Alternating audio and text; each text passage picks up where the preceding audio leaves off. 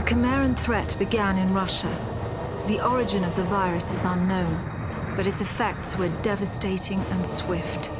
In the 1930s, reports of biological experiments began leaking out of Russia.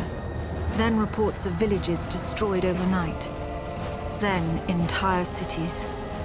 We feared the Russians had developed a weapon of unparalleled power. The truth was far worse. The Chimeras stayed sealed within Russia for over a decade. Then, in 1949, they launched an attack that overwhelmed all of Europe in a matter of weeks. For several months, we thought England was safe. But in October of 1950, the Chimera burrowed under the Channel. We had prepared for them, but in 3 months' time, the war was lost. We abandoned the cities to the Chimera and retreated to scattered military bases and outposts. The Chimera had won. On July the 11th, 1951, the Americans launched an assault on the eastern coast of England. On the second wave of that assault was a sergeant named Nathan Hale. The actions of that soldier have become a matter of both scrutiny and myth. What follows are the known events of his life from July 11th to July the 14th, the day he was last seen.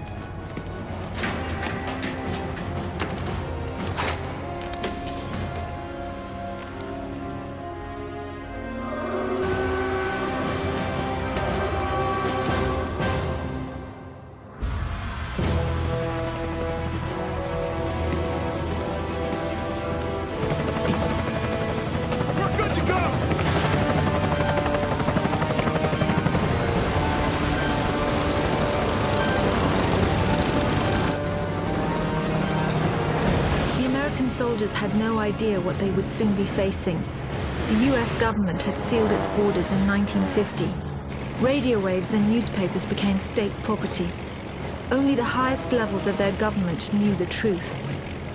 The operation was an exchange. The Americans were bringing supplies and tanks into York. We were giving them our one secret weapon, something we could offer that they couldn't build themselves. I was the commander of the convoy team that was to meet the US soldiers. We were ambushed in Manchester on the way to the rendezvous.